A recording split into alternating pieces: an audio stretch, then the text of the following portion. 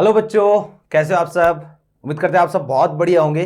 तो भैया chemical kinetics का नेक्स्ट लेक्चर हम स्टार्ट करने जा रहे हैं। लास्ट क्लास में हमने monitoring of progress of reaction की बात करी थी कि यार एक रिएक्शन की प्रोग्रेस को हम कैसे मॉनिटर करते हैं, ठीक है। या फिर आप यूं कहो कि किसी भी रिएक्शन के लिए, है ना, हम प्रैक्टिकली या एक्सपेरिमेंटली जो के है उसकी वैल्यू कैसे कैलकुलेट करेंगे कि एक्सपेरिमेंटली के कैसे पता चलेगा। हमने एक्सपेरिमेंटल मेथड तो पढ़ लिया था ऑर्डर कैलकुलेट करने का, लेकिन ये के कैलकुलेट करने का एक्सपेरिमेंटल मेथड क्या होगा ये हमने लास्ट क्लास में बात करी थी। मैंने कहा था तीन कंडीशन यहां पर बनती है। एक तो कंडीशन बनती है गैसियस फेज की रिएक्शन के लिए कि गैसियस फेज की रिएक्शन के लिए के कैसे कैलकुलेट करोगे। एक हमारे पास कंडीशन बनती है सॉल्यूशन फेज की रिएक्शन के लिए, और तीसरी कंडीशन है ऑप्टिकल रोटेशन से हम कैसे कैलकुलेट करते हैं। तो लास्ट क्लास में हमने गैसियस फेज की रिएक्शन देख ली, है ना, कि प्रेशर की टर्म में गैसेस का जो प्रेशर होता है या गैसेस का जो वॉल्यूम होता है उसकी टर्म में आप फर्स्ट ऑर्डर के लिए के कैसे कैलकुलेट करोगे।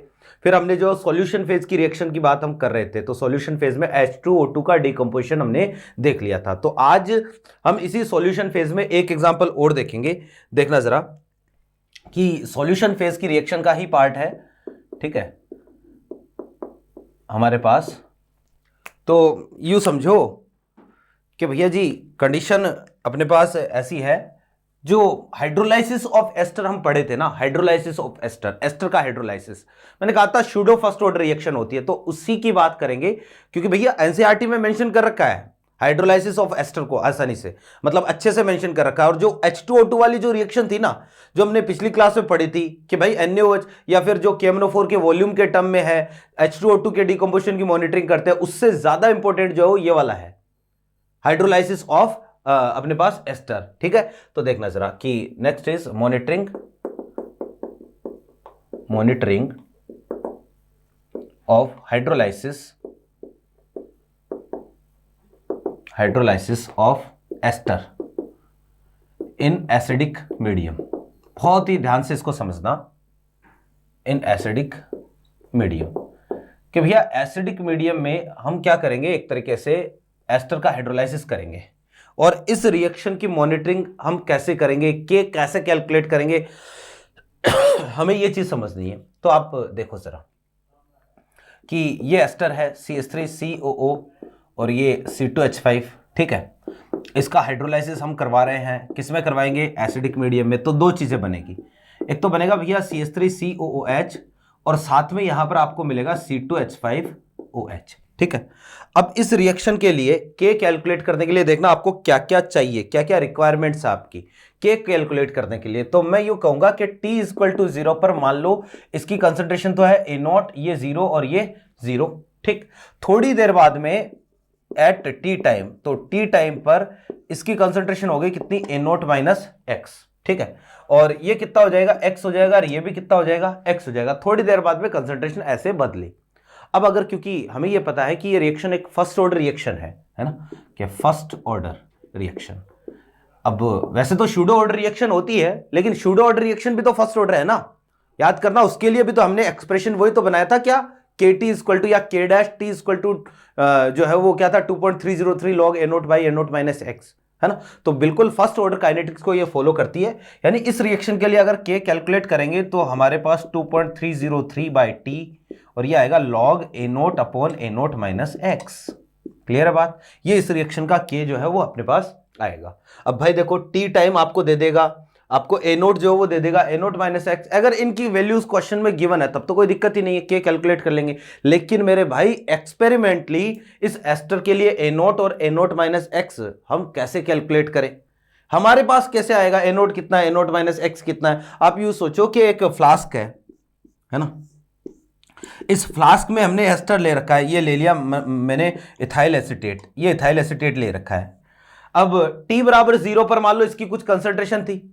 अब भाई 10 मिनट बाद में, अब हाइड्रोलाइसिस हो रहा है मान लो लगातार, आप इसको ऑब्जर्व कर रहे हो, T=0 पर कुछ एस्टर रखा, पानी मिला दिया और इसका जो हाइड्रोलाइसिस आप करवा रहे हो। थोड़ी देर बाद में 10 मिनट बाद में आपने सोचा कि हाँ 10 मिनट बाद में, अब इस फ्लास्क को देख के तो थोड़ी ना बता सकते हो कि अच्छा पहले जो है 10 लिया था, अब इसमें काउंट करके बता दिया कि इसमें जो 15 बच गए या इसमें जो वो 2 बच गए। ऐसा थोड़ी ना बता सकते कि केवल देख के जो है वो A0 - X की वैल्यू आप कैलकुलेट कर लो, नहीं आ सकती ना। तो अब आपको इसको टाइट्रेट करवाना पड़ेगा, टाइट्रेशन इसका करवाना पड़ेगा और पता करना पड़ेगा कि भैया 10 मिनट बाद में इसमें अब कितना एस्टर बचा है, कि इनिशियली हमने इतना एस्टर लिया था, 10 मिनट बाद में इतना एस्टर बचा है, यह आपको टाइट्रेशन से पता करना पड़ेगा। तो मेरे भाई ए नोट और ए नोट माइनस एक्स की वैल्यू हमारे पास नहीं होगी, हमारे पास तो टाइट्रेशन के कुछ डेटा होंगे और उन्हीं टाइट्रेशन के डेटा से हम क्या करेंगे, एक तरीके से ये बताएंगे कि भैया यहां पर कितना एस्टर बच जाएगा और इसके लिए जो हो के की एक्सपेरिमेंटल जो वैल्यू होगी ना, वो हम कैसे कैलकुलेट करेंगे, तो उन्हीं टाइट्रेशन के डेटा से के की वैल्यू कैलकुलेट करेंगे। अब आप देखो जरा कि ये टाइट्रेशन किस किस के बीच में होता है, तो मैं ये लिखूंगा कि भाई monitoring of hydrolysis of ester can be done by titration of reaction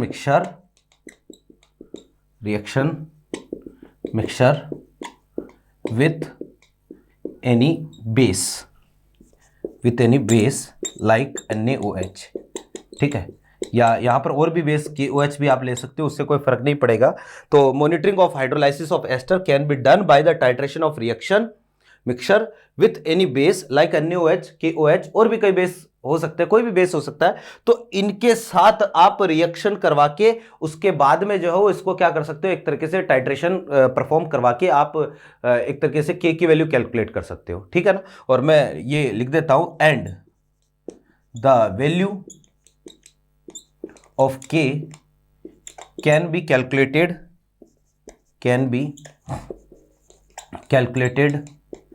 in terms of volume of base used in titration। तो भैया जो K है इसकी वैल्यू हम कैसे कैलकुलेट कर सकते हैं, K की वैल्यू आप कैलकुलेट कर सकते हो, यहां पर इनका जो भी वॉल्यूम काम में आ रहा है उस वॉल्यूम से आप के की वैल्यू क्या कर पाओगे, कैलकुलेट कर पाओगे। अब देखना ये काम हम कैसे करेंगे कि हमें तो ओवरऑल क्या चाहिए, ए नोट अपॉन ए नोट माइनस एक्स की वैल्यू चाहिए, और ये ए नोट अपॉन ए नोट माइनस एक्स की जो वैल्यू है वो हमें NaOH, KOH या जो भी बेस आप काम में ले रहे हो उस बेस की टर्म में हमें ये वैल्यूज कैलकुलेट करनी है। और ये वैल्यूज कैलकुलेट करने के लिए अब देखो आपको कुछ डेटा गिवन होंगे, उन डेटा को आप समझना कि गिवन ये है ना, ये आपको क्वेश्चन में गिवन होगा, ध्यान रखना ये क्वेश्चन में गिवन होगा डेटा कि भैया जैसे ये टेबल बना दी मैंने एक, और इस टेबल में मैंने आपको ये बोल दिया कि एक तो टाइम दे दिया, इधर यहां तो है टाइम, जो भी मिनट या सेकंड उससे कोई फर्क नहीं पड़ेगा। दूसरी तरफ यहां पर दे दिया भैया जी वॉल्यूम ऑफ बेस, कि कितने टाइम पर कितना बेस का वॉल्यूम काम में आ रहा है। तो यहां पर तो है 0, यहां t है, यहां पर है इनफाइनाइट, तो V0 और ये VT और ये क्या आया V इनफाइनाइट, ठीक है। ये डेटा गिवन है, V0 VT V इनफाइनाइट की जगह में भी पॉसिबिलिटी है कि कोई न्यूमेरिकल वैल्यू आपको दे सकता है, यहां पर हो सकता है भैया कोई न्यूमेरिकल वैल्यू दे दे, जो कि होगी ही, क्योंकि न्यूमेरिकल वैल्यू होगी तभी तो k की वैल्यू कैलकुलेट करेंगे। अब मुझे ये बताओ कि आप जो है वो आपने क्या कर रखा है, देखो मेथड क्या है, आपने क्या कर रखा है, एक फ्लास्क ले रखा है आपको। आप भैया नोट करने में या नोट्स बनाने में किसी तरीके से कोई दिक्कत नहीं होनी चाहिए, क्यों, क्योंकि जो है वो हम नोट्स मेंटेन कर रहे हैं, अच्छे से मेंटेन करो, ठीक है। मैं एकदम कोशिश करता हूं कि सीक्वेंस जो है वो बिल्कुल उलझे नहीं, क्योंकि सीक्वेंस जहां पर उलझ जाएगी ना वहां पर कंसेप्ट जो है वो मिक्स हो जाएंगे, और जो है वो अगर मान लो मैं ठीक से प्रॉपर नहीं बनाऊंगा या मैं ठीक से प्रॉपर यहां पर जो है वो काम नहीं करूंगा, बोर्ड वर्क खराब करूंगा, तो भैया आप उसको नोट कैसे करोगे। ऑनलाइन में ये तो दिक्कत होती है कि अगर जो थोड़ा सा भी इधर उधर सीक्वेंस हो गया तो समस्या आती है। तो मैं अगर प्रॉपर ठीक से कर रहा हूं तो आप कोशिश करो उसको प्रॉपर कॉपी में नोट डाउन करने की, है ना, प्रॉपर जो वैसा का वैसा नोट्स प्रिपेयर करो अपने आप, इसको एज ए ऑफलाइन क्लास मान के बाद में आप पढ़ोगे, बाद में स्टडी करोगे, तो ही जो है वो चीजों का आउटपुट आएगा, तो ही जो है वो आपको मजा आएगा पढ़ने में, ठीक है ना। तो भैया ये हमारे पास फ्लास्क है और यहां पर हमने ले रखा है क्या, एस्टर, है ना। हमने तो एस्टर लिया था CH3COO और C2H5। हम तो ये पता करना चाहते हैं कि इसमें एस्टर कितना है और मीडियम कैसा है, एसिडिक है। अब मुझे बताओ ऊपर से आप क्या मिला रहे हो, मान लो बेस मिला रहे हो ऊपर से, कोई भी लाइक NaOH मिला रहे हो, ठीक है, ये ब्यूरेट है और इसमें स्टैंडर्ड सॉल्यूशन है किसका, बेस का, और यहां से हमने जो क्या मिला दिया, NaOH, है ना, या कोई भी अदर बेस आप यहां पर काम में ले सकते हो, ठीक है। अब मुझे बताओ यार बेस किसके साथ रिएक्शन करेगा, एस्टर के साथ तो डायरेक्टली कोई रिएक्शन होगी नहीं, तो बेस तो वास्तव में रिएक्शन करेगा किसके साथ, एसिड के साथ। एक तो एसिड दो जगह है, इस रिएक्शन में एसिड दो जगह है, एक तो एसिड यहां पर है जो कि कैटलिस्ट की तरह काम में आ रहा है, दूसरा एसिड इस रिएक्शन में बन भी तो रहा है। तो एसिड तो क्या करेगा भैया जी, या जो ऊपर वाला जो बेस है ना, ये बेस तो क्या करेगा, या तो इस एसिड को निपटाएगा, या तो इसके साथ रिएक्शन करेगा, या फिर इसके साथ रिएक्शन करेगा, या दोनों के साथ भी तो रिएक्शन कर सकता है।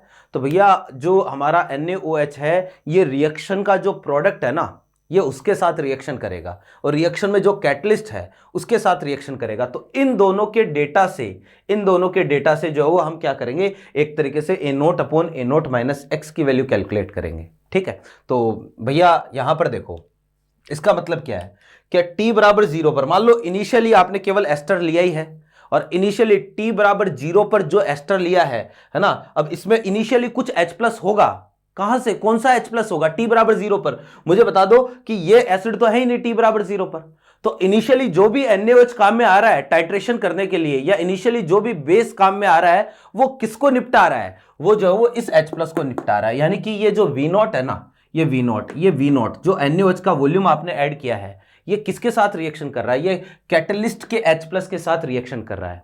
ठीक है, फिर भैया देखो, कैटलिस्ट की एक प्रॉपर्टी होती है कि कैटलिस्ट कभी भी रिएक्शन में कंज्यूम नहीं होता है। तो अगर NaOH ने मान लो इसको न्यूट्रलाइज भी कर दिया हो, ठीक है, तो भी ये थोड़ी देर में वापस से क्या हो जाएगा, वापस से बन जाएगा। तो t बराबर 0 पर जो भी वॉल्यूम काम में आया, वो तो क्या किसको निपटा दिया, H प्लस को निपटा दिया। कि आपने जो जस्ट कंटेनर में जो है वो एस्टर लिया, अब एस्टर लेते ही आपने जो NaOH मिला के देखा कि यार अभी जो है वो इसको न्यूट्रलाइज करने के लिए कितना NaOH चाहिए, वो वॉल्यूम नोट कर लिया, अब इस सॉल्यूशन को फेंक दिया, नया सॉल्यूशन लिया। अब नया सॉल्यूशन में जो थोड़ी देर हाइड्रोलाइसिस होने दिया आपने, मान लो 10 मिनट तक इस सॉल्यूशन में हाइड्रोलाइसिस हो रहा है, तो 10 मिनट तक हाइड्रोलाइसिस हुआ, और 10 मिनट बाद में आपने जो टाइम नोट कर लिया कि प्रॉपर 10 मिनट, और 10 मिनट बाद में आपने NaOH मिला के देखा, तो 10 मिनट बाद में NaOH मिला के देखा, तो आपको जो है वो NaOH का इतना वॉल्यूम काम में आया। चलो ठीक है, 10 मिनट बाद में NaOH मिलाया, और जो है वो वॉल्यूम जितना भी काम में आया वो नोट कर लिया, फिर इसको फेंक दिया सॉल्यूशन को, फिर नया सॉल्यूशन प्रिपेयर किया, और बहुत लंबे टाइम बाद में NaOH मिला के देखा, तो आपको जो है V इनफाइनाइट की वैल्यू मिल गई। ऐसे 3 अलग अलग एक्सपेरिमेंट में आपको 3 वैल्यूज मिलेगी। क्लियर है बात? तो वो तीनों वैल्यू जो है वो आपको देगा क्वेश्चन में, जो कि मैंने भी मेंशन कर रखी है। अब हमें तो V0 VT V इनफाइनाइट के टर्म में A0 upon A0 minus x की वैल्यू चाहिए। तो ये वैल्यू हम देखो कैसे कैलकुलेट करेंगे। ये वैल्यू कैलकुलेट करने के लिए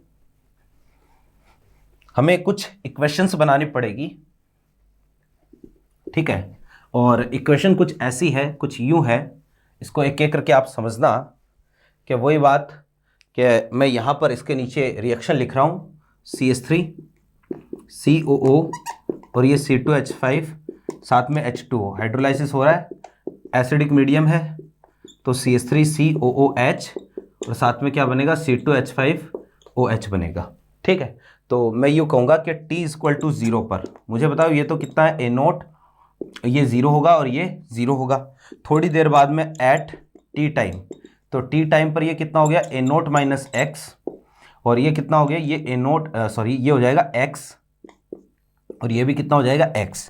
फिर एट T = इनफाइनाइट पर ये कितना हो जाएगा, 0। इनफाइनाइट रिएक्शन पर रिएक्शन क्या हो जाती है, फर्स्ट ऑर्डर कंप्लीट हो जाती है ना इनफाइनाइट पर, तो इनफाइनाइट पर एस्टर तो कितना हो गया, 0 हो गया, और इनफाइनाइट पर ये कितना हो जाएगा, ये हो जाएगा A0, और ये भी कितना हो जाएगा, A0। ऐसी कंडीशन आएगी। ठीक है, अब समझना कि मैं ये मानता हूं कि भैया T = 0 पर अगर NaOH काम में आ रहा है, तो ये NaOH इस H प्लस के साथ रिएक्शन करेगा। तो NaOH, मान लो if moles of H plus है ना, ये है कैटलिस्ट, ठीक है, इन सॉल्यूशन आर ए। मान लो कि भाई इस H प्लस के मोल कितने हैं, A है।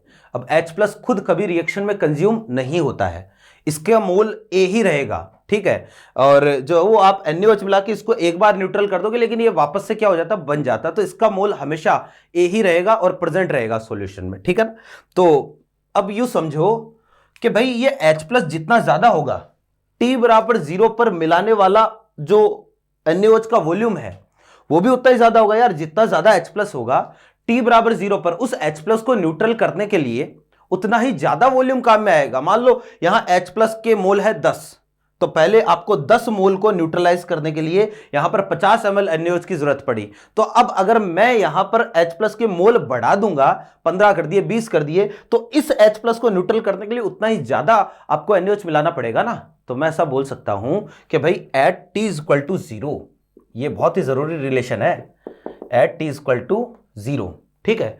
T = 0 पर जो A होगा ये प्रोपोर्शनल आएगा किसके, V0 के। इसको बोल दो इक्वेशन नंबर 1 कि T = 0 पर ये जो A है, A क्या है, मोल्स ऑफ H+, इस H+ के मोल। तो इस H+ के मोल जितने ज्यादा होंगे, शुरू में मिलाने वाला NaOH जो है उतना ही ज्यादा होगा, आपको उतना ही ज्यादा NaOH का वॉल्यूम ऐड करना पड़ेगा इस H+ को यहां से निपटाने के लिए, ठीक है। थोड़ी देर बाद में एट टी टाइम, भैया जी थोड़ी देर बाद में मुझे बताओ अब सॉल्यूशन में कौन कौन है। अब NaOH जो आ रहा है थोड़ी देर बाद में, वो किस किस किस साथ रिएक्शन करेगा। थोड़ी देर बाद में जो NaOH आया वो भैया ये एसिटिक एसिड ये भी बन चुका है, यानी इसको भी निपटाएगा NaOH। इसको तो निपटाएगा, इसको पहले सल्टाएगा, क्योंकि H+ का जो सोर्स होता है ना वो जनरली कोई स्ट्रॉन्ग एसिड होता है, तो पहले तो इसको सल्टा देगा, फिर इसकी बारी आएगी, तो यानी इन दोनों को निपटाएगा। और भैया इन दोनों की वैल्यू यानी कि A+X, इन दोनों की वैल्यू जितनी ज्यादा होगी यहां पर VT उतना ही ज्यादा मिलाना पड़ेगा। तो मैं बोलूंगा कि भैया T टाइम पर A+X ये प्रोपोर्शनल होगा किसके, VT के। ये हो गई इक्वेशन नंबर 2, ठीक है। कि थोड़ी देर बाद में T टाइम पर कि भाई ये X की वैल्यू सोचो जितनी ज्यादा होगी, एसिड जितना ज्यादा है सॉल्यूशन में, उसको खत्म करने के लिए, उसको कंप्लीटली न्यूट्रलाइज करने के लिए आपको उतना ही ज्यादा ऊपर से क्या मिलाना पड़ेगा, NaOH मिलाना पड़ेगा, ठीक है। तो A+X प्रोपोर्शनल आ गए VT के एट T = इनफाइनाइट, कि मेरे भाई इनफाइनाइट टाइम पे, बहुत लंबे टाइम बाद में। अब बहुत लंबे टाइम बाद में ये तो होता ही रहेगा, A तो है सॉल्यूशन में। अब मुझे बता दो एसिड कितना हो गया, A0। तो अब V इनफाइनाइट की वैल्यू किसके प्रोपोर्शनल होगी, तो ये मैं बोलूंगा अब है A0 + A, इसके प्रोपोर्शनल आ जाएगी किसकी, V इनफाइनाइट की वैल्यू। ये हो गई इक्वेशन नंबर 3। और भैया हमें तो इन तीनों इक्वेशन से क्या करना है, A0 / A0 - X की वैल्यू जो है ना वो पता करनी है। तो मैं काम कर रहा हूं, इक्वेशन नंबर 3 में से एक को माइनस कर रहा हूं, ध्यान से देख लो, 3 में से एक को माइनस कर दो, तो ये हमारे पास आ जाएगा A0, है ना, प्लस A0 और माइनस A0, ये प्रोपोर्शनल आ जाएगा V इनफाइनाइट - V0 के, ठीक है। इसको थोड़ा सा सॉल्व कर लेते हैं, ये कैंसिल हुआ, तो A0 प्रोपोर्शनल आ गया किसके, V इनफाइनाइट - V0 के। इसको बोल दो इक्वेशन नंबर 4, ठीक। फिर मुझे चाहिए A0 - X, तो A0 - X के लिए मैं काम कर रहा हूं, थर्ड में से 2 को माइनस कर रहा हूं, तो 3 - 2, तो ये देखो जरा क्या आएगा, इक्वेशन क्या बनेगी, A0 + A, है ना, और यहां पर -A, और माइनस करोगे तो प्लस माइनस माइनस हो जाएगा, और ये प्रपोर्शनल आ जाएगा V इनफाइनाइट - VT के, है ना। और इसको थोड़ा सॉल्व करो तो ये A कैंसिल हुआ, तो हमारे पास एक्सप्रेशन ये बन गया A0 - X, और ये प्रपोर्शनल आ गया किसके, V इनफाइनाइट - VT के। इसको बोल दो इक्वेशन नंबर 5, ऐसा बोल सकता हूं। और भैया एक काम करो, 4/5 कर दो, equation number 4/5।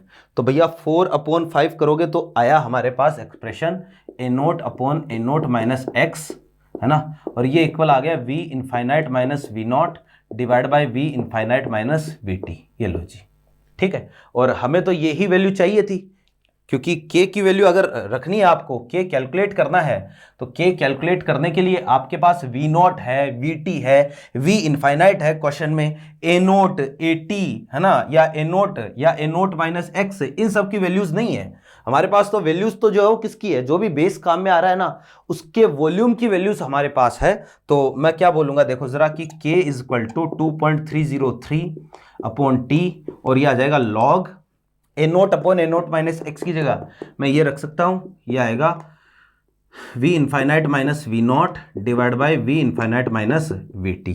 This is the expression of K। और भैया ये एक जनरलाइज फॉर्म है, ध्यान रखना, ये डायरेक्टली फॉर्मूला याद रखना आपको।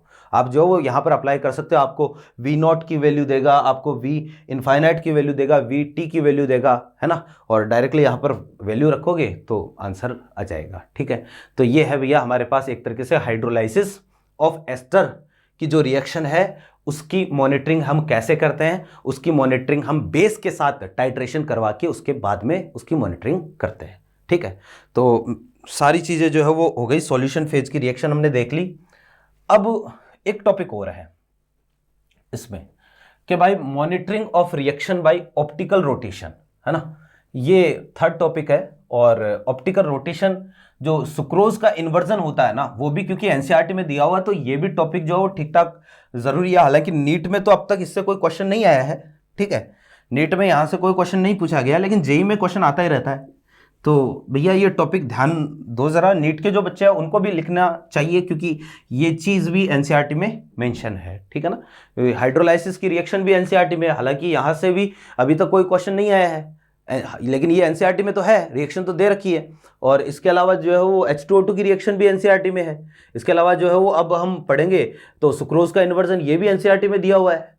तो भैया जरूरी नहीं है, क्योंकि एनसीईआरटी तो बहुत बड़ी है ना, पेपर में क्वेश्चन कितने आने हैं, 45 क्वेश्चन आने हैं पूरी केमिस्ट्री में से, तो 45 क्वेश्चन आप करके आओगे, तो जरूरी नहीं है हर जगह से हर टॉपिक से क्वेश्चन बने ही, लेकिन छोड़ हम कुछ भी नहीं सकते। वही बात है कि हमारी लड़ाई तो एक एक क्वेश्चन की है, ठीक है, और हर एक क्वेश्चन जो है वो हमें ठीक से, मतलब हर एक क्वेश्चन की तैयारी करनी है, छोड़ना कुछ भी नहीं है। तो यहां देखो जरा कि next is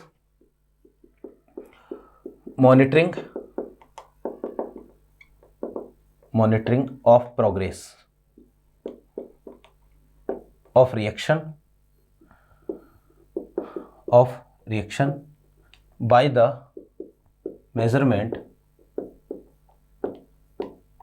measurement of optical rotation, ठीक है, ऑप्टिकल रोटेशन। और भैया ये जो है वो हम उन रिएक्शंस में बात करेंगे जिन रिएक्शंस में ऑप्टिकली एक्टिव सब्सटेंस जो है ना वो इन्वॉल्व होता है, क्योंकि भाई ऑप्टिकल रोटेशन जो है वो उनमें ही आएगा जहां पर कोई भी सब्सटेंस जो है वो ऑप्टिकली, कम से कम कोई एक तो ऑप्टिकली एक्टिव होना ही चाहिए, किसी एक की वजह से रोटेशनल एंगल जो है बदलना ही चाहिए।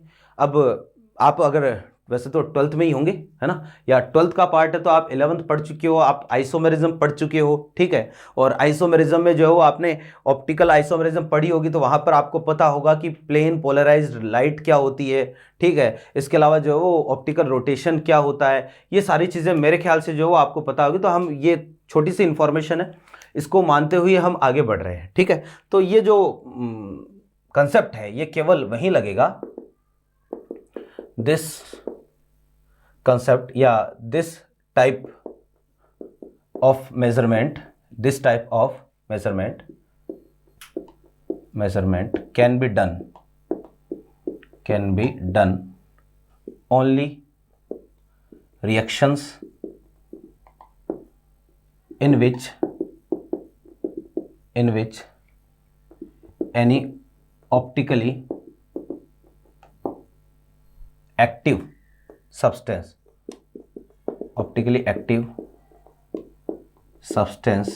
is involved, ठीक है। तो भैया ये वहीं पर लगेगा जहां पर कम से कम कोई एक जो है वो ऑप्टिकली एक्टिव सब्सटेंस इन्वॉल्व हो, ठीक है। जैसे आप यूं समझना, एग्जांपल के लिए इन्वर्जन ऑफ सुक्रोज, ठीक है, या इन्वर्जन ऑफ शुगर भी बोल सकते हैं आप। सुक्रोज के इन्वर्जन में हमारे पास तीनों चीजें ऑप्टिकली एक्टिव होती है। क्या सुक्रोज है, जनरली क्वेश्चन जो है वो इसी पर आता है, सुक्रोज के इन्वर्जन से ही आता है। या इसके अलावा रिएक्शन का फॉर्मेट कुछ ऐसा भी हो सकता है, देखना अभी बताऊंगा। तो सुक्रोज का इन्वर्जन करवाने के लिए हम इसको H2O में मिलाते हैं, तो ये दो चीज़ों में कन्वर्ट होता है, एक तो डी ग्लूकोज, ठीक है, डी ग्लूकोज अपने पास बनता है, और साथ में एल फ्रक्टोज बनता है अपने पास, ठीक है। और ये भी ऑप्टिकली एक्टिव है, ये भी ऑप्टिकली एक्टिव है, और यहाँ पर ये भी कैसा होता है, ऑप्टिकली एक्टिव होता है। तो ये हमारे पास तीन चीज़ें हैं जो ऑप्टिकली एक्टिव होता है, ठीक है ना। ये डेक्स्ट्रो रोटेटरी होता है, ये भी डेक्स्ट्रो रोटेटरी होता है, लेकिन ये कैसा होता है, ये लिवो रोटेटरी होता है। अब ये चीज़ें एक्सपेरिमेंटल है कि कौन सा डेक्स्ट्रो होगा, कौन सा लिवो होगा, और ओवरऑल जो नेट सॉल्यूशन है ना वो कैसा हो जाता है, बाद में लिवो रोटेटरी हो जाता है। तो इसको हम इन्वर्टेड शुगर या इन्वर्ट शुगर भी इसको हम बोल सकते हैं। तो ये एक चीज़ है। अब इस तरीके की जो रिएक्शन है, या यूँ कहो कि इस फॉर्मेट में जो रिएक्शन होगी, जैसे ए ऑप्टिकली एक्टिव है, इस कन्वर्टिंग इनटू B+C, और ये दोनों भी क्या है, ऑप्टिकली एक्टिव है। तो इस तरीके की जो रिएक्शंस होगी हम वहां पर कि कम से कम जो है वो कोई ये भी कंडीशन आ सकती है कि भैया जैसे A is converting into B+C, और यहाँ पर कोई कैटलिस्ट है, मान लो कैटलिस्ट इज Z कोई कैटलिस्ट है, यहाँ पर ये ऑप्टिकली एक्टिव दे दिया, ये ऑप्टिकली एक्टिव दे दिया और ये ऑप्टिकली एक्टिव दे दिया, ये भी कंडीशन आ सकती है कि इंफॉर्मेशन मान लो इसके बारे में गिवन है। इस तरीके से कोई भी एक जनरलाइज फॉर्मूला हमें बनाना है। जैसे हमने जो है वो क्या किया था, जो गैसियस फेज की रिएक्शन थी ना, तो गैसियस फेज की रिएक्शन के लिए हमने एक जनरलाइज फॉर्मूला बना लिया के कैलकुलेट करने का, कि के is equal to 2.303/T log, यहां तो आया था क्या, N P naught minus P naught divide by N P naught minus P T, या फिर अगर पी इनफाइनाइट पी नॉट और पी टी की टर्म में लिखना हो तो क्या बताया था, P infinite minus P naught divide by P infinite minus P T. ठीक ऐसे ही यहां पर भी हम क्या करेंगे, एक जनरलाइज फॉर्मूला बनाएंगे, और वो जनरलाइज फॉर्मूला हर तरीके की रिएक्शन पर लगेगा, है ना, हर इनमें से किसी भी रिएक्शन पर जो है वो जनरलाइज फॉर्मूला लग सकता है। ठीक है, अब ऑप्टिकल रोटेशन को हम पहले थोड़ा सा समझ लेते हैं। तो आप यूं समझो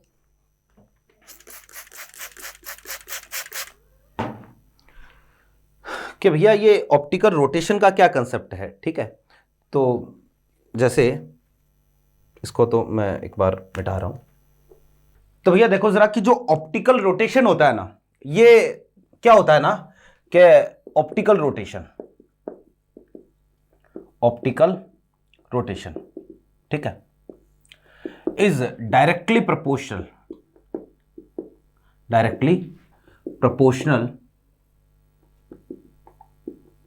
to the concentration of substance in polarimeter and length of polarimeter,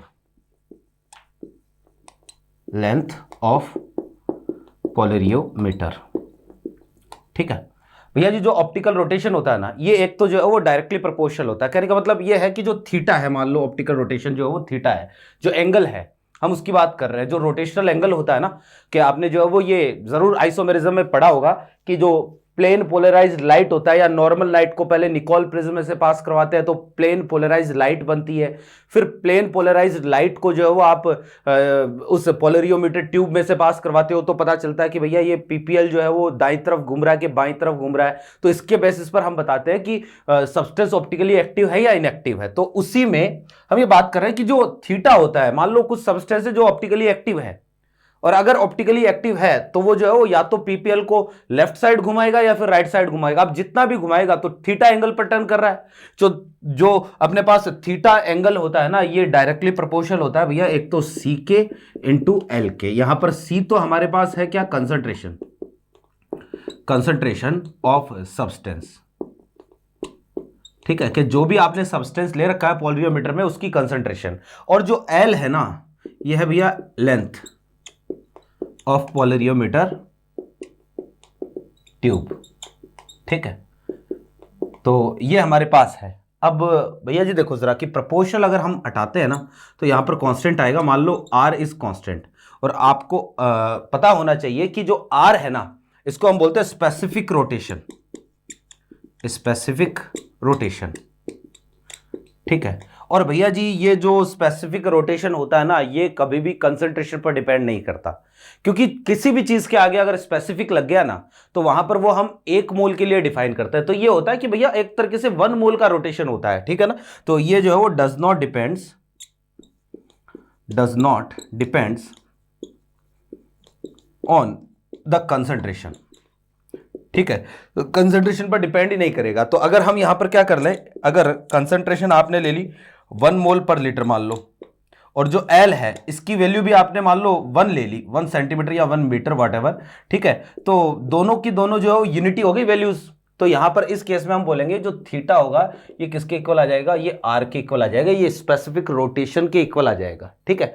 अब देखो जरा कि ये तो है एक जनरल बात कि जो रोटेशनल एंगल होता है वो क्या होता है, स्पेसिफिक रोटेशन क्या होता है ना, इसको समझना बहुत जरूरी है, क्योंकि ये सारी चीजें, ये सारी वर्डिंग जो है ना वो आपको क्वेश्चन में मिलेगी।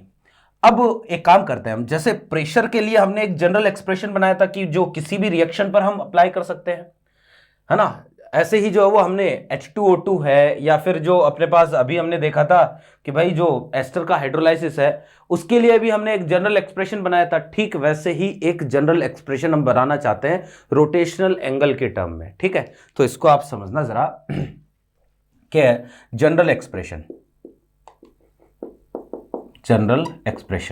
ठीक है भैया जी, देखो जरा कि एक रिएक्शन दे रखी है, A is converting into B plus C, ठीक है, और आपको ये बोल रखा है कि ए बी और सी ये तीनों के तीनों जो है वो ऑप्टिकली एक्टिव है, तीनों के तीनों ऑप्टिकली एक्टिव है, ठीक है, और t इज इक्वल टू 0 पर, अब ये तो हो जाएगा ए नोट, ये 0 और ये 0 एट टी टाइम,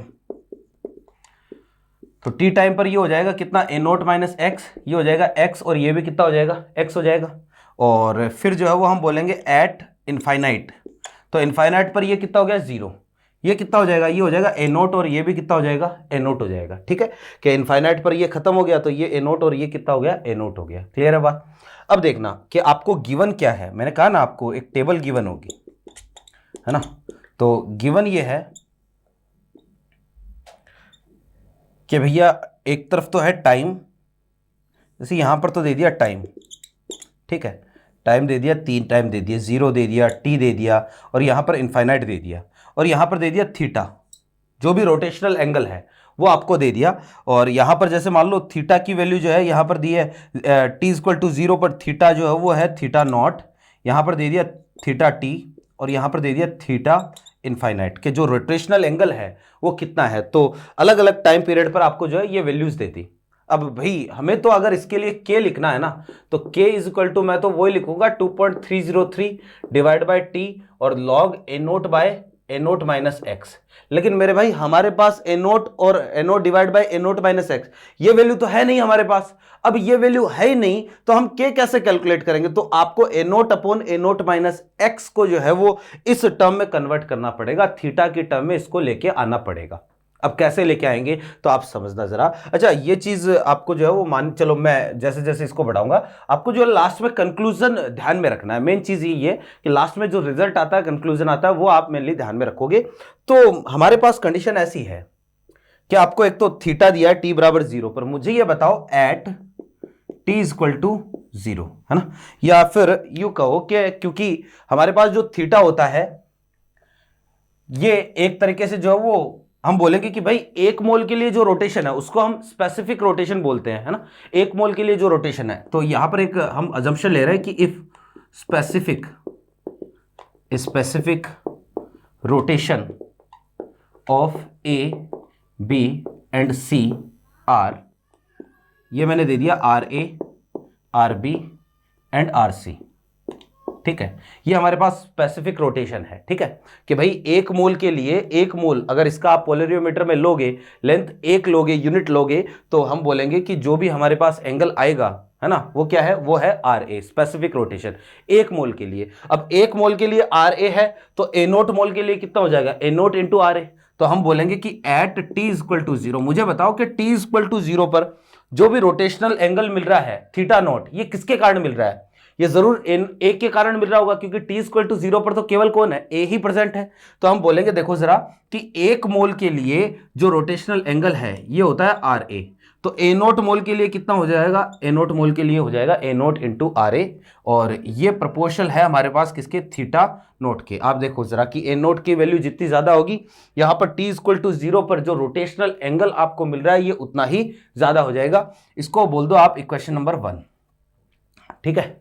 फिर इसके बाद में एट टी टाइम, तो भैया टी टाइम पर जो भी एंगल है वो किस किस के कारण है, टी टाइम पर थीटा टी, अब ये किस किस के कारण होगा, जो रोटेशनल एंगल मिलेगा, कुछ तो आपको ए के कारण मिलेगा, कुछ बी के कारण और कुछ सी के कारण, और ये इनके मोल है अपने पास, इसके मोल तो आ गए ए नोट माइनस एक्स, इसके मोल आ गए एक्स, और इसके मोल आ गए कितने, एक्स। तो मैं ऐसा बोलूंगा कि जो थीटा टी है ये ए का टोटल रोटेशन तो कितना हो जाएगा, आर ए, और ये आ जाएगा A naught minus X plus, ठीक है, इसका टोटल रोटेशन हो जाएगा X into R B plus इसका टोटल रोटेशन हो जाएगा एक्स इंटू आर सी, और ये टोटल जो है ये प्रोपोर्शनल हो जाएगा किसके, थीटा टी के।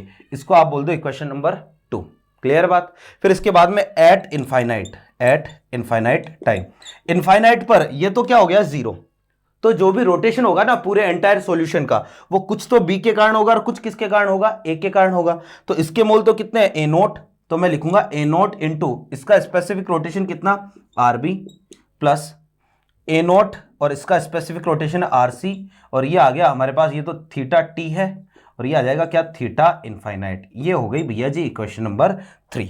अब वही बात है कि जैसे अभी हमने जो वो एस्टर में किया था, सेम वही काम करेंगे। आपको तो क्या करना है, 3 इक्वेशन है और 3 अननोन चीजें हैं। इन तीनों से ओवरऑल हमें जो वैल्यू चाहिए वो चाहिए भैया ए नोट अपॉन ए नोट माइनस एक्स की वैल्यू चाहिए। कुछ भी करो, ए नोट अपॉन ए नोट माइनस एक्स की वैल्यू जो है वो यहां से हमें कैलकुलेट करनी है। तो भैया देखो इसको हम सॉल्व करते हैं। मैं एक काम कर रहा हूं, 3 में से जो वो 1 को माइनस कर रहा हूं। ध्यान से देखना कि आपको 3 में से 1 को क्या करना है, माइनस करना है। तो 3 में से 1 को माइनस किया आपने, तो हमारे पास यहां पर देखना जरा क्या आएगा। ये तो आ गया ए note are B plus A note are C, और इधर हो जाएगा माइनस, और ये क्या आ जाएगा, ए नोट आर ए, और ये चीज प्रोपोर्शनल हो जाएगी किसके, theta infinite minus theta note के। ठीक है, ये आ जाएगा। अब इसमें से जो है वो जो चीज कॉमन आती है उसको कॉमन ले लो। तो ये तो है ए नोट, अंदर बचेगा R B plus R C minus, और ये क्या आ जाएगा अपने पास, आर ए, और ये प्रोपोर्शनल आ रहा है किसके, theta naught theta infinite minus theta naught के। ठीक है, इसको बोल दो इक्वेशन नंबर 4। क्लियर है बात। फिर मैं एक काम कर रहा हूं, 3 में से इक्वेशन 2 को माइनस कर दो, तो 3 माइनस 2 करते हैं, 3 माइनस 2। ठीक है, तो 3 माइनस 2 करोगे तो वही है, ध्यान से देखो, ए note are B plus A note are C, और इसमें से ये वाली इक्वेशन हमें माइनस करनी है। तो ये इक्वेशन माइनस करूंगा तो ये हमारे पास आ जाएगा आर ए, ठीक है, ए नोट माइनस एक्स, ये आ जाएगा माइनस, और ये आ जाएगा X R B minus X R C, और ये प्रोपोर्शनल हो जाएगा theta infinite minus theta naught के। ठीक है, इसको बोल दो इक्वेशन नंबर 5। देख लो जरा, ऐसा ही होगा शायद, मेरे ख्याल से ये इधर कट तो नहीं हो रहा है, ऑलमोस्ट थोड़ा सा कट हो रहा है, मैं इसको ठीक कर देता हूँ थोड़ा सा, जो है वो थीटा, ये पूरी इक्वेशन प्रोपोर्शनल आएगी theta infinite minus theta T के। ठीक है, इसको बोल दो इक्वेशन नंबर कितनी, 5। क्लियर है। अब देखना कि भाई ये 2 इक्वेशन, इसको आप थोड़ा सा सॉल्व कर लो। इसको सॉल्व करोगे ना तो यहां पर बचेगा ए नोट माइनस एक्स, और इसके अलावा जो है यहां पर आएगा R B plus R C minus R A, और दोनों को डिवाइड कर दो, यानी इक्वेशन नंबर 4 और 5 अगर ये आप करोगे तो आपको एक्सप्रेशन ये मिलेगा ए नोट अपॉन ए नोट माइनस एक्स, है ना, ये इक्वल हो जाएगा theta infinite minus theta not divide by theta infinite minus theta T. ये लो जी, ये एक्सप्रेशन आपको मिलेगा। इन दोनों को डिवाइड करके देख लेना।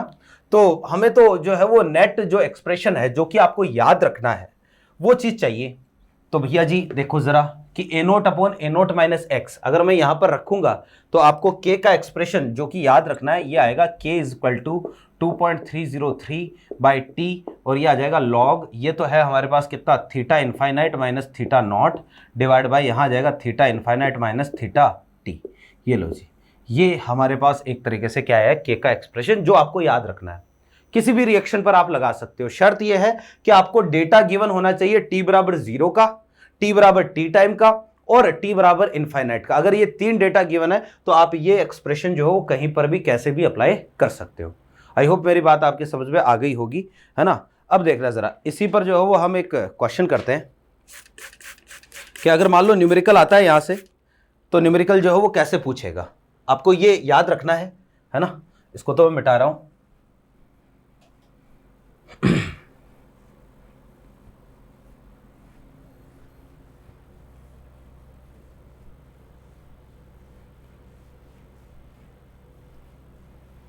हाँ जी भाई,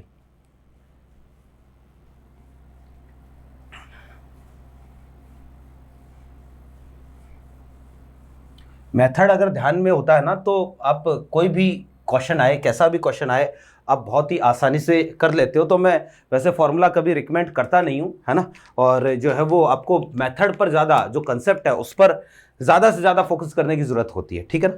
तो जैसे एक क्वेश्चन है अपने पास, ठीक है, कि आपको ये बोला है कि ये कोई रिएक्शन है, A is converting into B plus C. Reaction ये आपको दे रखी है, is of first order with respect to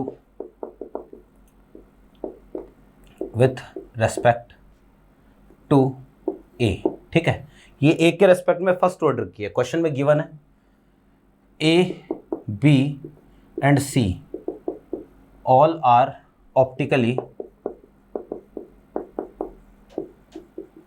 all are optically active, कि ये तीनों के तीनों जो है वो ऑप्टिकली एक्टिव है।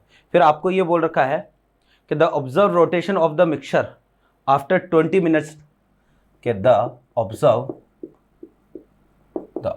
Rotation of mixture after 20 minute was 5 degree. ठीक है, ये आपको दे रखा है कि भाई 20 मिनट बाद में जो मिक्सचर का टोटल रोटेशन है ना वो कितना है, 5 डिग्री है। फिर आगे आपको ये बोल रखा है कि while the after completion of reaction, while the after completion of reaction it was -20 degree. ठीक है, कि भाई ये जो है वो एक तरीके से जब रिएक्शन कंप्लीट हो गई तो जो है वो कितना हो गया, 5 से -20 हो गया। फिर आपको ये बोल रखा है कि if optical rotation of A B and C, ठीक है, ये आपको वैल्यू दे रखी है, if optical rotation of A B and C is, ये वैल्यू गिवन है 60, 40 एंड -80, है ना, आर 60 डिग्री, है ना, 40 डिग्री एंड -80 डिग्री, है ना। ये जो रोटेशन है ये दिए है 4 1 मोल, यानी 1 मोल का रोटेशन है। कहने का मतलब ये स्पेसिफिक रोटेशन है, रेस्पेक्टिवली। ठीक है, फिर आपको देखो क्या पूछा है, तो आपको पूछा find the half life, find the half life of reaction, है ना, find the half life of A, ठीक है, या जो भी है हाफ लाइफ ऑफ रिएक्शन, या कोई भी पूछ सकता है, क्योंकि अगर के आ जाएगा तो हाफ लाइफ सारी कैलकुलेशन हम जो है वो आसानी से कर सकते हैं। ये एक क्वेश्चन है, देखो जरा स्टार्ट करते हैं इसको, जैसा क्वेश्चन बोलता जाता है वैसा करते जाओ, कि रिएक्शन है A is converting into B plus C. ठीक, अब t बराबर 0 पर ये है ए नॉट, ये 0 और ये 0, एट टी टाइम ये हो गया ए नॉट माइनस एक्स, ये हो जाएगा कितना x, और ये भी कितना हो जाएगा x, एट इनफाइनाइट, तो इनफाइनाइट पर ये 0 और ये हो जाएगा ए नॉट, और ये भी कितना हो जाएगा ए नॉट हो जाएगा। अब देखना कि पहली बात तो ये है कि इस क्वेश्चन पर हम ये कंसेप्ट डायरेक्टली नहीं लगा सकते, डायरेक्टली फॉर्मूले से काम नहीं चलेगा। क्यों? क्योंकि आपको जो है t बराबर 0 की इंफॉर्मेशन गिवन ही नहीं है, आपको तो t टाइम की इंफॉर्मेशन गिवन है। अगर मैं इसके लिए टेबल बना के दूं ना आपको, तो जो है वो आपको टेबल कुछ इस तरीके से मिलेगी कि इधर तो है टाइम, इधर है ऑप्टिकल रोटेशन, ठीक है, और यहां पर दे दिया जैसे टाइम, पहला तो टाइम आपको दे दिया कि 20 मिनट, और एक टाइम जो है वो 20 मिनट है, और यहां पर दे दिया इनफाइनाइट। ठीक है, तो 20 मिनट पर ऑप्टिकल रोटेशन है 5 डिग्री, और फिर जो इनफाइनाइट पर हो गया कितना 20 डिग्री। तो भैया t बराबर 0 की इंफॉर्मेशन तो है नहीं अपने पास, और t बराबर 0 की इंफॉर्मेशन नहीं है, तो आप जो है वो कैसे लगा सकते हो, theta infinite minus theta not कहां से लाओगे, वो तो है नहीं हमारे पास। ठीक है, अब देखना जरा कि आपको जो पूरा कंसेप्चुअल इसको सॉल्व करना पड़ेगा। हम ये बोलेंगे कि at t equal to 20 minute, कि जो पहले शुरू में ये 20 मिनट की जो बात कर रहा है ना, तो जो टोटल ऑप्टिकल रोटेशन होगा, मुझे बताओ कितना होगा, कि भाई इसके 1 मोल का रोटेशन दे रखा है आपको कितना 60, तो ए नॉट माइनस एक्स मोल का रोटेशन कितना आ जाएगा इंटू 60, प्लस इसके 1 मोल का रोटेशन है 40, तो ये आ जाएगा 40x, इसके 1 मोल का रोटेशन जो है वो दे रखा -80, तो ये माइनस का 80x, और ये टोटल रोटेशन कितना है, ये है 5 के इक्वल है। ये कंडीशन है हमारे पास। तो एक काम करते हैं, इसको हम थोड़ा सॉल्व करते हैं, है ना। तो ये तो आ जाएगा कितना 60 ए not minus 60x plus 40x, ठीक है, और ये आ जाएगा माइनस का 80x। देख लो जरा ऐसा ही होगा क्या, तो ये कितना आ रहा है, माइनस का कितना बचेगा, ये माइनस का 40 बच गया, तो इधर माइनस का 100 आएगा, तो 60 ए नॉट माइनस का 100x इज इक्वल टू कितना 5 आया। देख लो जरा, यही एक तरीके से अपने पास एक्सप्रेशन बन रहा है अपने पास, है ना। फिर ये तो चलो एक इक्वेशन है, सेकंड इक्वेशन हम बनाते हैं t इक्वल टू इनफाइनाइट पर, तो एट इनफाइनाइट मुझे बता दो जो भी रोटेशन होगा वो किसके कारण होगा, बी के कारण होगा और सी के कारण होगा। बी के 1 मोल का रोटेशन जो है वो कितना है 40, तो ये तो आ जाएगा ए नोट इंटू 40 प्लस सी के 1 मोल का रोटेशन है -80, तो ये आ जाएगा कितना ए नोट इंटू 80, और टोटल जो है वो ये कितना हो गया, टोटल है -20। देख लो जरा।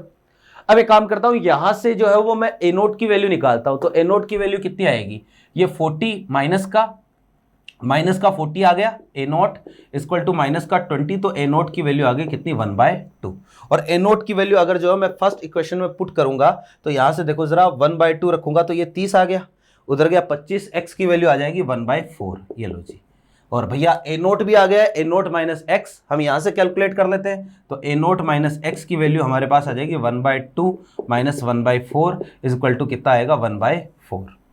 ठीक है, अब रख दो, तो हमारे पास फर्स्ट ऑर्डर का एक्सप्रेशन क्या कहता है, k is equal to 2.303 divide by कितना t, 20 मिनट है, ऐसा ही है। और ये हमारे पास आ जाएगा लॉग, है ना, यहां पर तो कितना आएगा, ए नोट तो कितना है 1/2 और ए नोट माइनस एक्स कितना आ गया 1/4, तो ये भैया ये हमारे पास k की वैल्यू आ गई कितनी 2.303 इंटू 0.30 डिवाइड बाय 20, तो यहां से साफ दिख रहा है टी हाफ कितना होता है 0.693 डिवाइड बाय k, है ना, तो साफ दिख रहा है टी हाफ निकल के आ गया कितना 20 मिनट, ये टी हाफ है, ये लो जी, ये हमारे पास क्या आ गया टी हाफ।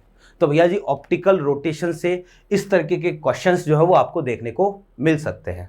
आई होप मेरी बात समझ में आ गई होगी। ठीक है, तो भैया ये है अपने पास monitoring of progress of reaction, है ना, बहुत ही सिंपल सा टॉपिक है। तो भैया ये तो अपने पास एक तरीके से आ गई monitoring of progress of reaction. किसी भी रिएक्शन में हम जो है वो क्या करेंगे भैया, के की एक्सपेरिमेंटल वैल्यू कैसे कैलकुलेट करें, है ना, और हमने सारी चीजें जितनी भी कैलकुलेशन करी है ये सारी की सारी कैलकुलेशन फर्स्ट ऑर्डर के लिए करी है। ठीक है, अब एक चीज मैं बता देता हूं कि इसी साल एक छोटा सा टॉपिक है, प्रैक्टिकल टॉपिक है, एक्सपेरिमेंटल टॉपिक है, जो कि नीट के सिलेबस में ऐड हुआ है। ठीक है, और नीट ही नहीं, इवन जो है वो अभी 2-3 दिन पहले जेईई मेंस का सिलेबस भी अपडेट हुआ है, तो सेम टू सेम दोनों का सिलेबस जो है वो क्या है, सेम है। तो भैया जी जेईई मेंस और नीट में एक छोटा सा टॉपिक इस बार ऐड हुआ है, और ये जो टॉपिक है ना ये हमें समझना है कि भाई ये है kinetic study of reaction of iodide ion with H2O2। ठीक है, प्रैक्टिकल केमिस्ट्री का टॉपिक है और बहुत ही इंपॉर्टेंट टॉपिक है। आप ये कहो कि एक चीज ऑब्जर्व करना है, इस बार जो है ना नीट के सिलेबस में और जेईई मेंस के सिलेबस में दोनों में जो प्रैक्टिकल टॉपिक है ना उन पर ज्यादा फोकस किया गया है, तो पॉसिबिलिटी है भैया यहां से क्वेश्चन आने की। और देखो कि बहुत ही सिंपल सा टॉपिक है, आसान सा टॉपिक है, तो इसको भी हम यहीं पर कवर करते हैं, इसको भी हम यहीं पर पढ़ते हैं। तो नेक्स्ट जो टॉपिक रहेगा वो यही है कि भैया kinetic study of reaction of I- ions with H2O2 at room temperature. ठीक है, तो रूम टेम्परेचर पर हमें क्या करना है, एक तरीके से I- आयन की H2O2 के साथ रिएक्शन की काइनेटिक स्टडी करनी है। ठीक है, और भाई पूरा एक्सपेरिमेंट है, पूरा एक्सपेरिमेंटल है। ठीक है, अब ये जो टॉपिक है ना, इस टॉपिक में जो है वो आपको देखो मैं कुछ डेटा बताऊंगा, क्योंकि डेटा कलेक्शन तो कहां से होता है, एक्सपेरिमेंट से ही होता है। क्वेश्चन जो बनेगा वो थ्योरेटिकल क्वेश्चन बनेगा, न्यूमेरिकल्स यहां से नहीं आएंगे। ठीक है, अब ये होता क्या है इसको समझना कि भैया जी बात ऐसी है, मैं पहले आपको रफली बता देता हूं, आइडिया दे देता हूं कि रिएक्शन I- की जब होती है H2O2 के साथ, ठीक है, और रिएक्शन होगी एसिडिक मीडियम में, तो I- जो है ये I2 में कन्वर्ट होता है, और H2O2 क्योंकि यहां पर ये तो क्या है Ra और ये क्या है OA, ऑक्सीडाइजिंग एजेंट और रिड्यूसिंग एजेंट। तो जो H2O2 है ये एक ऑक्सीडाइजिंग एजेंट है, तो इसका ऑक्सीडेशन कर दिया, खुद का क्या हो जाएगा, रिडक्शन हो जाएगा, और खुद का रिडक्शन होकर ये कन्वर्ट हो जाएगा किसमें, H2O में। अब हमें ये बताना है कि इस रिएक्शन में जो है अगर हम आयोडाइड की कंसंट्रेशन इंक्रीज करेंगे तो इस तरफ जो है वो ये रिएक्शन की रेट क्या होती है, इंक्रीज होगी। इसको एक्सपेरिमेंटली प्रूव करना है आपको, जो आप लैब में जाओगे, लैब में जाके ये चीज एक्सपेरिमेंटली प्रूव करोगे, आपको सारी चीजें मिलेगी, आयोडाइड H2O2, और एक्सपेरिमेंट करके बताना पड़ेगा कि अगर आपने I- की कंसंट्रेशन को इंक्रीज किया है तो रिएक्शन की रेट क्या हो गई है, बढ़ गई, रिएक्शन तेजी से हो रही है, इसको एक्सपेरिमेंटली प्रूव करना है। तो मैंने कहा ना कि ये पूरा एक एक्सपेरिमेंट है, और इस एक्सपेरिमेंट को हम जो ठीक जैसे आपने याद करो, आपने 12th क्लास में जो फाइल मेंटेन, या तो आप 12th में हो तो आप आगे ये एक्सपेरिमेंट करोगे, और अगर आप 12th में नहीं हो तो आप 12th पास कर चुके हो, तो इसका मतलब आपने 12th में एक्सपेरिमेंट किया होगा।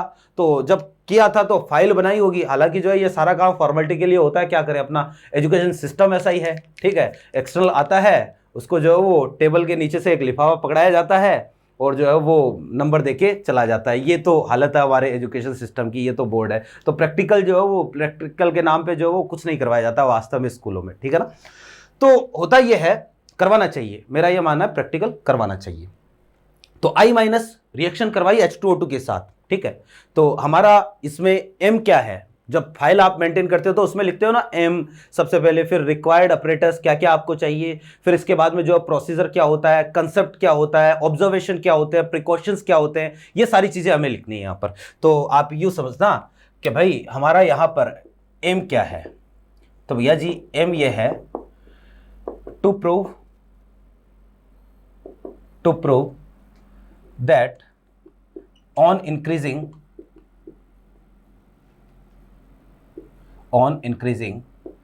concentration of iodide ions, the rate of reaction between I minus and H2O2 will increase।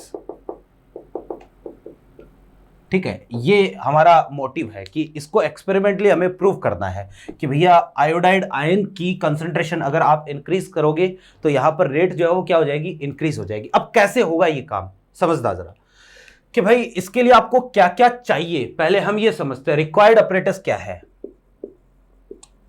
Required operators, ठीक है।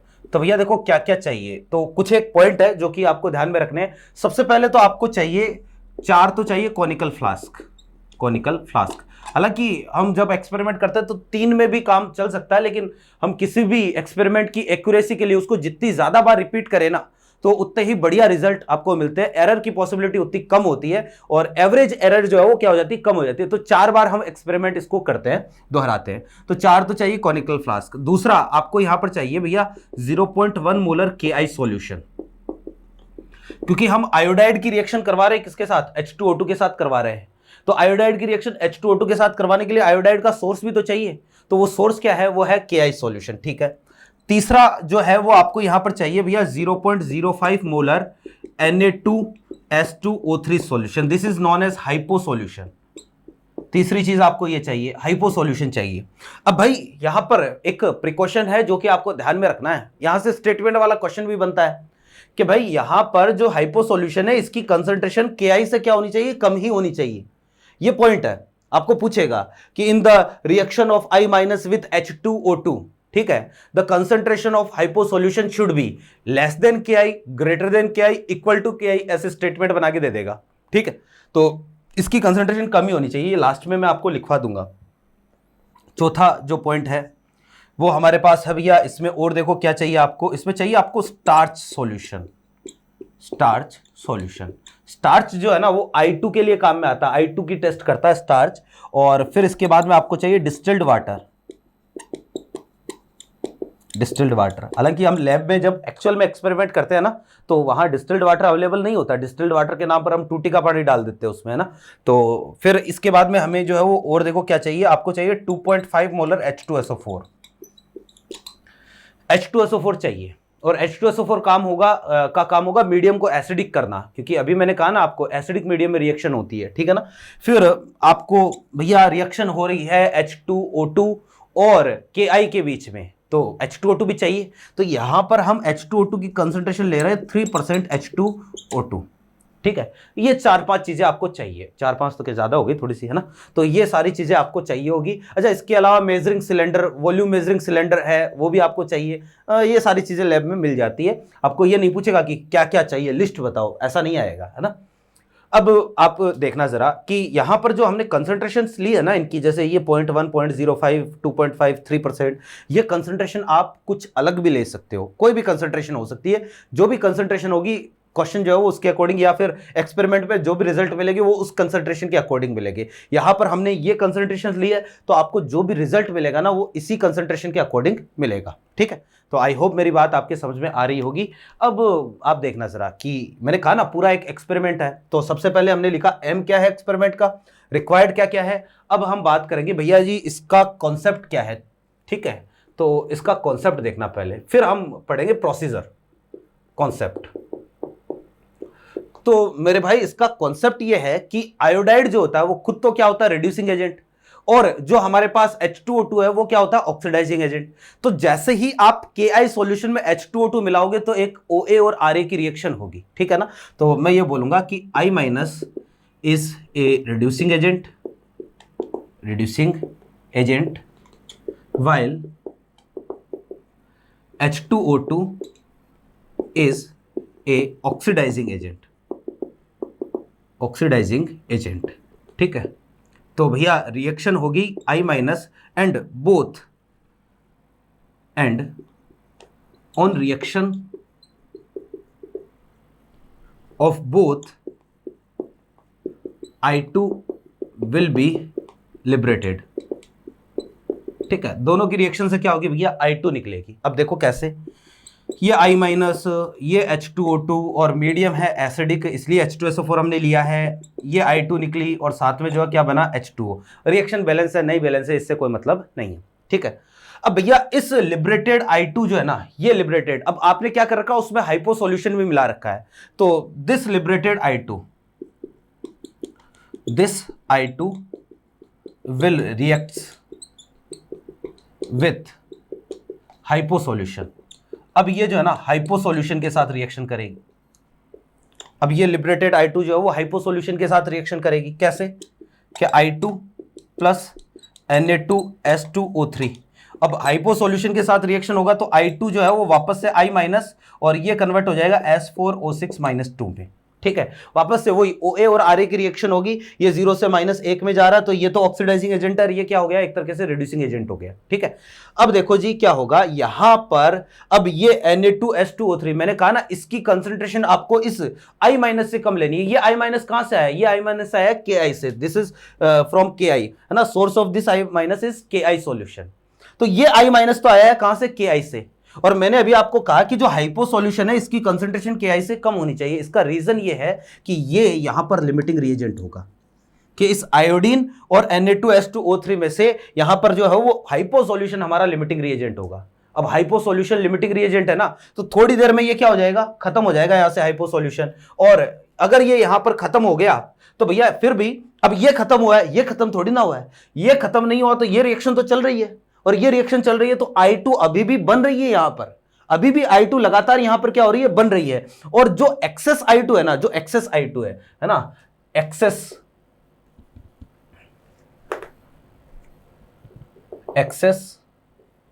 I2 विल रिएक्ट्स विथ, जो एक्सेस I2 है ना वो रिएक्ट करेगी एक तरीके से किसके साथ, स्टार्च सॉल्यूशन। ठीक है, तो एक्सेस ऑफ I2 रिएक्ट करेगी स्टार्च सॉल्यूशन के साथ, और स्टार्च के साथ रिएक्शन होगी तो हम ये बोलेंगे कि भाई I2 प्लस स्टार्च, जब इनकी रिएक्शन होती है तो एक ब्लू कलर का कॉम्प्लेक्स बनता है, ब्लू कलर कॉम्प्लेक्स। ठीक है, और भैया ये ब्लू कलर का कॉम्प्लेक्स जितने टाइम में बना वो टाइम हमें नोट करना होता है। अब देखो ये तो इसका एक तरीके से क्या है, कंसेप्ट है कि हमें ये ब्लू कलर अपीयर होने में, कि आपने H2O2 मिलाया तभी तो रिएक्शन स्टार्ट होगी ना, यहां से रिएक्शन स्टार्ट हो रही है, तो H2O2 मिलाने से लेकर ये ब्लू कलर आने तक जितना टाइम लगता है वो टाइम हमें नोट करना होता है। अच्छा, इसमें एक सबसे जरूरी चीज, आपको इसमें स्टॉप वॉच भी चाहिए, ये भी नोट कर लेना, ये बहुत जरूरी है, स्टॉप वॉच, घड़ी चाहिए एक। और इस रिएक्शन को हम क्लॉक रिएक्शन भी बोलते हैं। दिस रिएक्शन, ये भी नोट कर लेना आप कहीं पर, this reaction is also known as clock reaction. Clock reaction क्यों बोलते हैं इसको, बहुत ही मजेदार चीज है। जब आप वास्तव में ये एक्सपेरिमेंट करते हो ना, तो भैया जी जैसे ही यहां पर Na2S2O3 खत्म हुआ, वैसे ही क्या लिबरेटेड हो रही है, आयोडीन निकल रही है। अब ये आयोडीन तुरंत स्टार्च सॉल्यूशन के साथ रिएक्शन करेगी, तो अचानक से जो सॉल्यूशन ट्रांसपेरेंट था, अचानक से जो है ब्लू कलर प्रकट हो जाता है। जैसे हम बटन दबाते हैं लाइट चालू हो जाती है, ठीक ऐसे जो अचानक से ब्लू कलर, पूरा का पूरा सॉल्यूशन अचानक से ब्लू हो जाता है। तो इसको हम क्लॉक रिएक्शन भी बोलते हैं, क्योंकि बहुत ही जरूरी चीज है, इसमें टाइम जो है वो ही तो हमें नोट करना है। तो ये तो है भैया जी इसका कंसेप्ट, है ना। अब ब्लू कलर से क्या होगा ये पूरा हम एक्सपेरिमेंटली समझने की कोशिश कर रहे हैं। देखो मैं तुम्हें पूरा बता देता हूं क्या होता है। थोड़ी सी क्लास लेंथी हो रही, कोई दिक्कत नहीं है, क्लास लंबी हो रही है तो आप यहां तक आए हो तो पूरी क्लास ही देखोगे, बीच में थोड़ी ना छोड़ोगे, क्योंकि बीच में छोड़ने से आपको कभी भी टारगेट मिलेगा नहीं अपना, जो भी आपका टारगेट है ना, नीट सोच के आए हो या जेई सोच के आए हो, ठीक है, कोई काम स्टार्ट करो ना तो उसको पूरा करके रहो, ठीक है ना, बीच में मत, या तो स्टार्ट ही मत करो, ठीक है, या फिर जो है वो उसको ख़त्म करके रहो, कि भाई छेड़ दिया तो छोड़ना नहीं है, और छोड़ दिया तो फिर वापस छेड़ना नहीं है, ठीक है ना। तो हमारे पास कंडीशन ऐसी है कि भाई इसका प्रोसीजर क्या होता है ना, मेथड, मैकेनिज्म, कि भाई ये एक्सपेरिमेंट करवाने का मेथड क्या है। अब ये समझते हैं, एक एक चीज जो है हम सारी डिटेल में पढ़ेंगे। देखो जरा,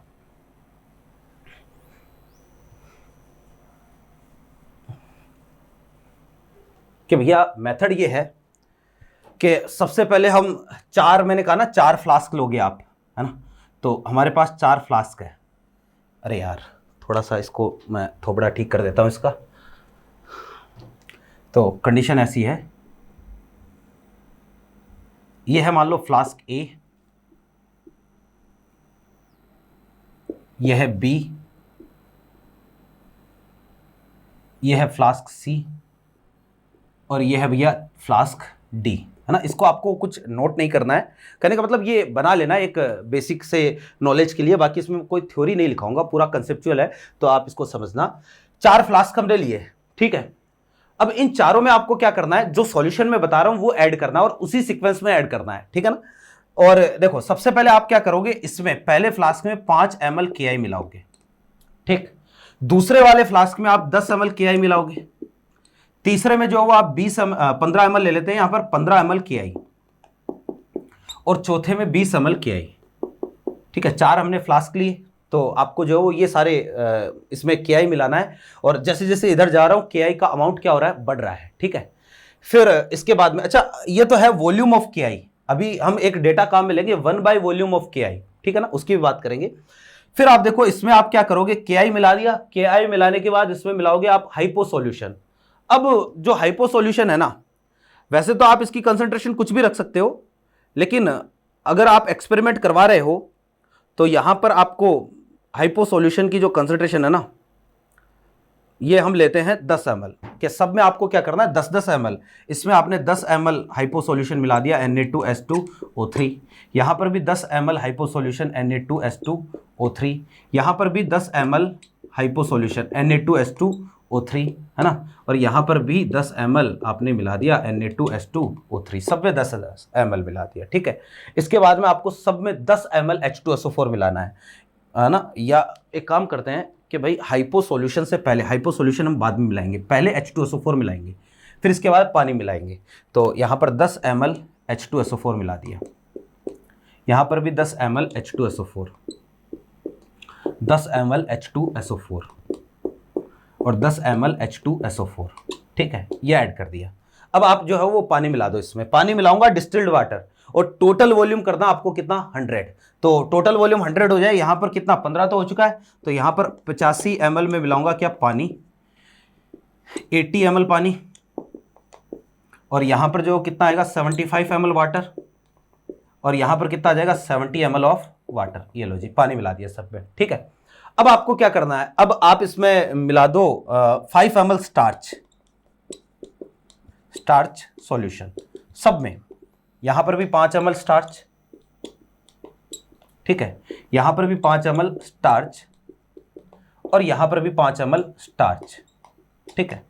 अब आप सब में क्या करो, सब में आप मिला दो 10 ml hypo Na2S2O3, 10 ml Na2S2O3, 10 ml Na2S2O3, 10 ml Na2S2O3, ठीक है। अब एक चीज़ मैं बता देता हूँ कि आपके दिमाग में सवाल आ रहा होगा कि सर ये जो हम सॉल्यूशन मिक्स कर रहे हैं ये क्या इसी सीक्वेंस में मिक्स करना है।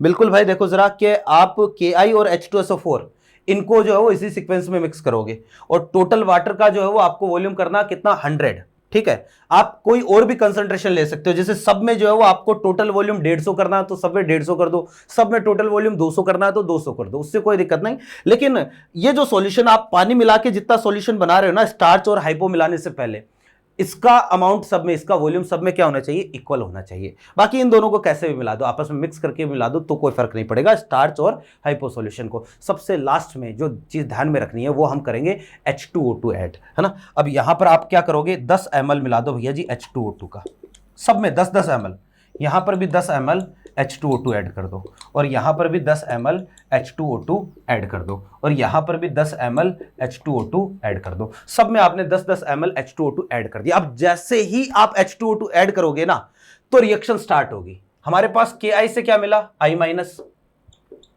H2O2 रिएक्शन हुई, I2 निकली और H2O बना, ये रिएक्शन।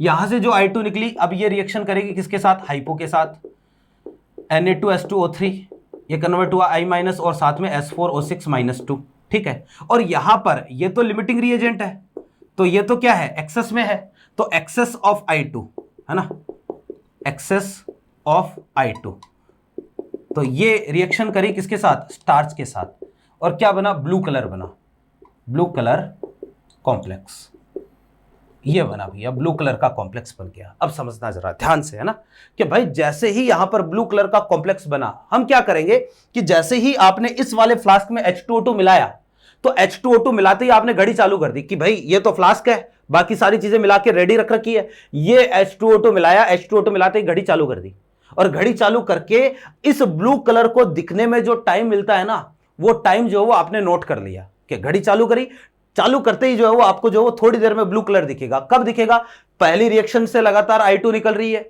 जैसे ही दूसरी रिएक्शन कंप्लीट होगी, है ना, क्योंकि ये लिमिटिंग रिएजेंट है, वैसे ही यहां से निकलने वाली I2 तुरंत अब स्टार्च के साथ रिएक्शन करेगी, और स्टार्च के साथ रिएक्शन करते ही ब्लू कलर दिखेगा, और ब्लू कलर दिखते ही घड़ी बंद कर दी, टाइम नोट कर दिया।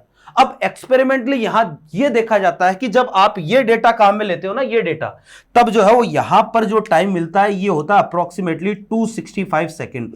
ये जो डेटा मैं बता रहा हूं ये एक्सपेरिमेंटल डेटा है मेरे भाई, एक्सपेरिमेंटल है, ठीक है। फिर जो है वो ऐसा ही यहां पर दूसरे वाले फ्लास्क में जैसे ही H2O2 ऐड किया, टाइम नोट किया, तो टाइम नोट करने पर एक्सपेरिमेंटली ये देखा जाता है ये अप्रोक्सीमेटली आता है 138 सेकेंड। यहां पर भी ऐसा ही किया, टाइम नोट किया तो ये देखा जाता है 96 सेकेंड, और यहां पर टाइम मिलता है आपको 74 सेकेंड। ये है भैया, ठीक है। आप एक चीज देखना जरा कि जैसे जैसे हम इधर से इधर जा रहे हैं, जो टाइम है ब्लू कलर दिखने में वो क्या हो रहा है, वो कम हो रहा है। अब टाइम यार कम हो रहा है तो टाइम कम होने का मतलब क्या है, आप समझना जरा कि भाई इधर से इधर गया तो आप देखो Ki का जो अमाउंट है ना, Ki का अमाउंट इनमें क्या हो रहा है, लगातार बढ़ रहा है। इधर से इधर जा रहा हूं तो आयोडाइड आयन की कंसंट्रेशन बढ़ रही है, तो कंसंट्रेशन बढ़ी, कंसंट्रेशन बढ़ी, ठीक है। तो भैया यहां पर I2 तेजी से निकली होगी, और तेजी से निकली तो ये रिएक्शन तेजी से कंप्लीट हुई होगी। ये रिएक्शन जितनी जल्दी कंप्लीट होगी यहां पर ब्लू कलर उतना ही जल्दी आएगा। तो इसका मतलब यह है कि भैया पहले वाले में आप देखो आयोडीन की कंसंट्रेशन सबसे धीरे है, सबसे कम है, यहां कंसंट्रेशन सबसे कम है। इसका मतलब पहले वाले में जो रिएक्शन है वो धीरे धीरे आराम से स्लोली रिएक्शन हो रही है। ये वाली रिएक्शन स्लो होगी, यहां से I2 स्लो निकलेगी, ये स्लो निकलेगी तो नीचे वाली रिएक्शन, दूसरी रिएक्शन अपने आप ही क्या हो गई, स्लो हो गई, और ये रिएक्शन स्लो होगी तो भैया ये रिएक्शन अपने आप ही स्लो होगी, ब्लू कलर दिखने में टाइम लगेगा। तो यहां से साफ दिख रहा है कि जैसे जैसे एक तरीके से आयोडाइड की कंसंट्रेशन इंक्रीज हो रही है, हम बोल सकते हैं कि भैया जी एक तरीके से रेट ऑफ रिएक्शन क्या हो रही है, इस रिएक्शन की रेट बढ़ रही है। इसीलिए ब्लू कलर दिखने में जो टाइम लग रहा है ना, वो क्या हो रहा है, कम हो रहा है।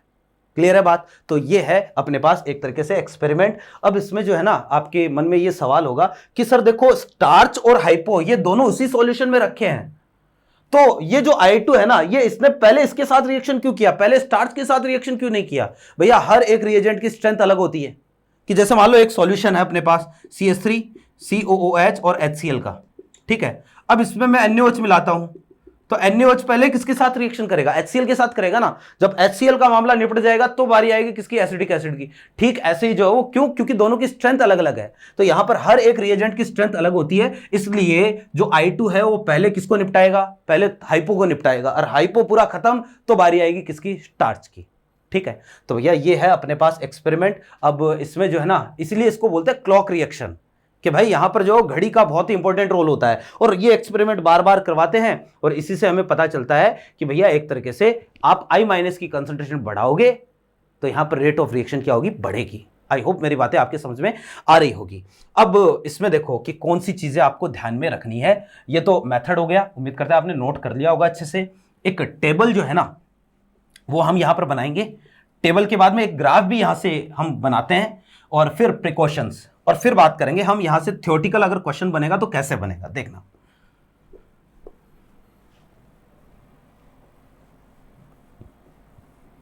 हाँ जी, कि भैया जी कंडीशन ऐसी है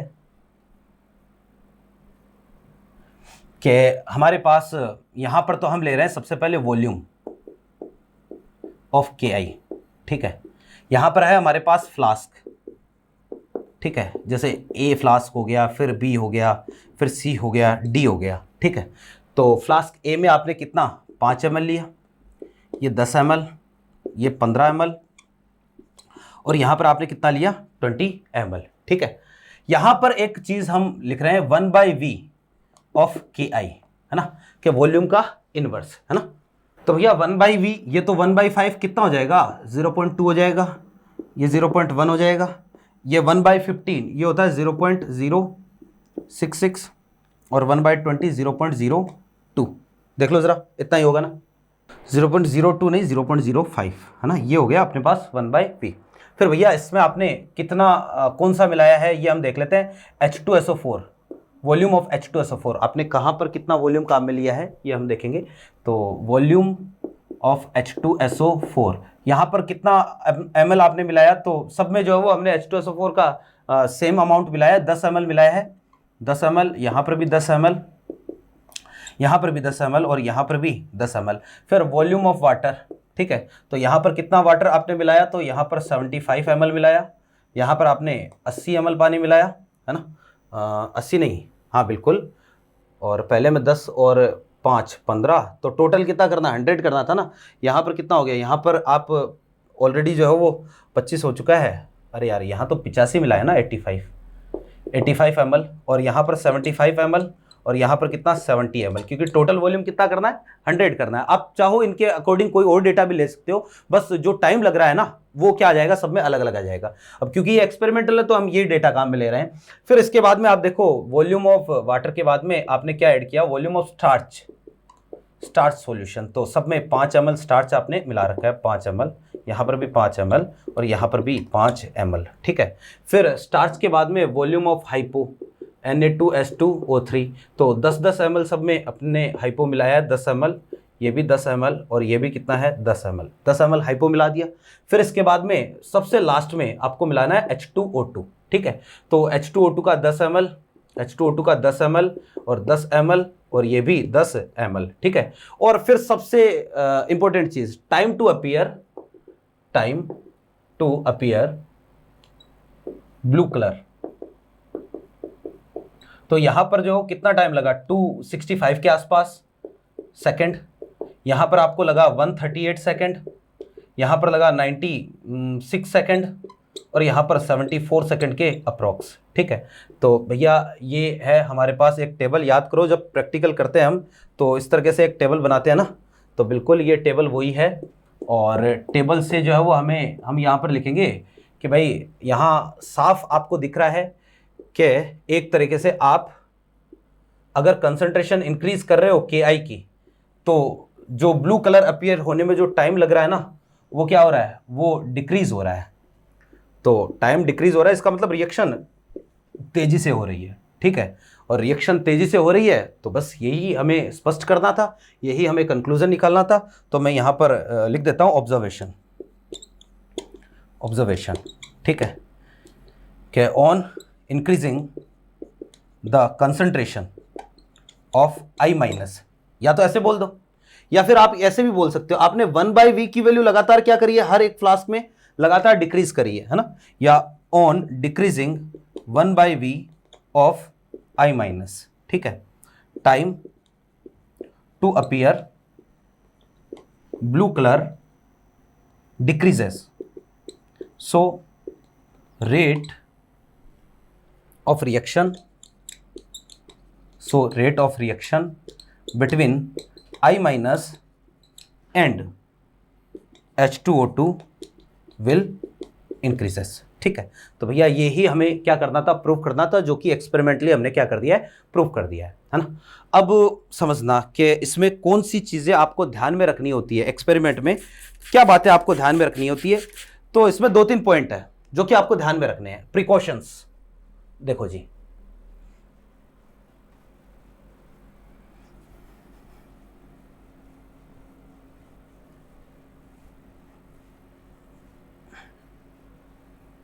हाँ जी भाई, प्रिकॉशंस।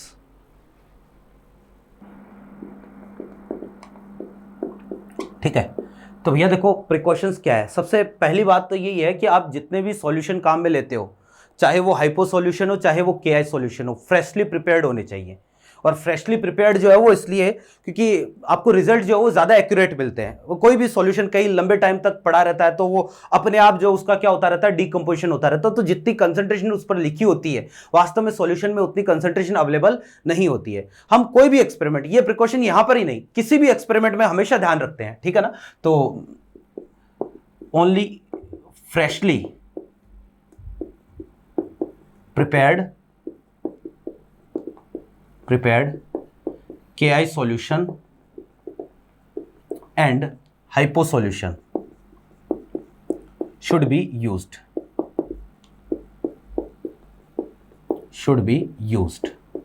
ठीक है।